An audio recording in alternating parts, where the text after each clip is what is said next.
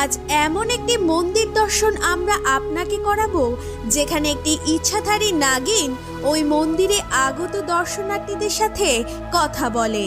হ্যাঁ বন্ধুরা, এই নাগ শুধুমাত্র দর্শনার্থীদের দেখাই দেয় না, মানুষের ভাষায় কথা বলতেও শোনা গেছে।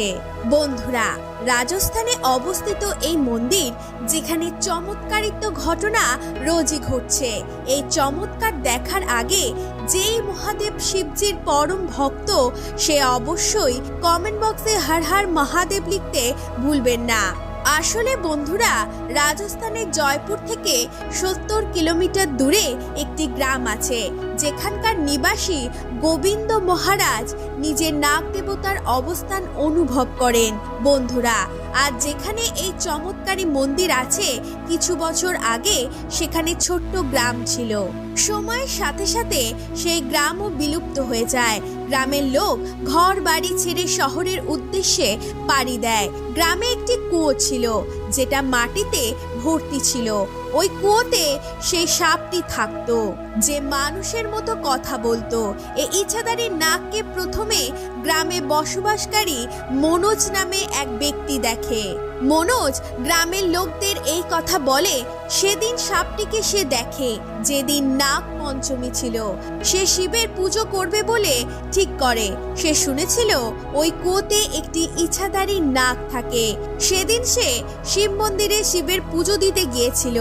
রাস্তায় সে এক ঘটি দুধও কেনে শিবের মাথায় ঢালবে বলে। দুধের ঘটিকে মন্দিরে রেখে ধূপ বাতি কেনার জন্য যায়। মন্দিরে উপস্থিত পূজারীরা দুধের ঘটিকে দেখে ভাবে এই দুধের হয়তো পুজো হয়ে গেছে, তাই তারা সেই দুধ দিয়ে চা বানিয়ে সবাই মিলে পান করে। যখন মনোজ মন্দিরে পৌঁছায় তখন সে দেখে দুধের ঘটিতে দুধ ছিল না। তার কাছে আর টাকা ছিল না যে আবারও সে দুধ কিনবে। বাকি যা ছিল তাতে সে ধূপ বাতি কেনে।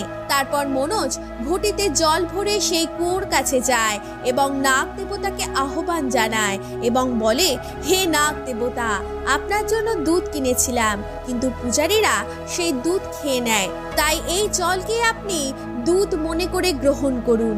তখন মনোজ নাগ দেবতার পুজো করে সেখান থেকে ঘরে ফিরে আসে। কিন্তু ওই ঘটনার পর একটু বিচিত্র ঘটনা ঘটে। ওই কুয়োর মধ্যে থাকা সেই নাগ দেবতা শিব মন্দিরে যায় এবং সেখানে সেই পূজারীর উপর ঝাঁপিয়ে পড়ে। নাগ বলতে থাকে এখনই যেন সে সেই দুধ ফিরিয়ে দেয়। মহারাজ অর্থাৎ পূজারী সে তো কিছু বুঝতেই পারেনি তার সাথে এইসব কি ঘটছে। তারপর এটাও অবাক হয় এক নাগ কিভাবে মানুষের মতো কথা বলতে পারে। পূজারী ভাবলো এই সাপ আজই দংশন করে তাকে মেরে ফেলবে। তখনই পূজারীর স্ত্রী বাচ্চা ওখানে ছুটে যায় এবং নাগের কাছে তারা পূজারীর প্রাণ ভিক্ষা করে।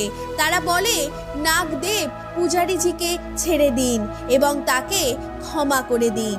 তার বাচ্চাও প্রাণ ভিক্ষা করে নাগের কাছ থেকে। তখন বাচ্চাটির করুণ অনুরোধ শুনে নাগ দেবতা শান্ত হয়। পূজারী হাত জোর করে ক্ষমা চায় এবং বলে, আমার ভুল হয়ে গেছে। এরপর থেকে প্রতিবার নাগ পঞ্চমীর দিন আপনার উদ্দেশ্যে দুধ অর্পণ করব আর আপনার মন্দির তৈরি করে দেব। সেই কুয়োর উপরেই মন্দির স্থাপন করে দেন এবং আজও নাগ পঞ্চমীর দিন দূর দূর থেকে লোক আসে এবং দুধ অর্পণ করেন। লোকেরা বিশ্বাস করে যে এই নাগ পঞ্চমীর দিনে সে ইচ্ছাধারী নাগ দর্শনার্থীদের দর্শন দেয় এবং লোকের সমস্যা দূর করে দেয়। আজও নাগ দেবতার উদ্দেশ্যে বাটি ভর্তি দুধ অর্পণ করেন সবাই। আজ এই পর্যন্তই, দেখা হবে পরের ভিডিওতে। ভিডিওটি কেমন লাগলো অবশ্যই কমেন্ট করে জানাতে ভুলবেন না। ধন্যবাদ।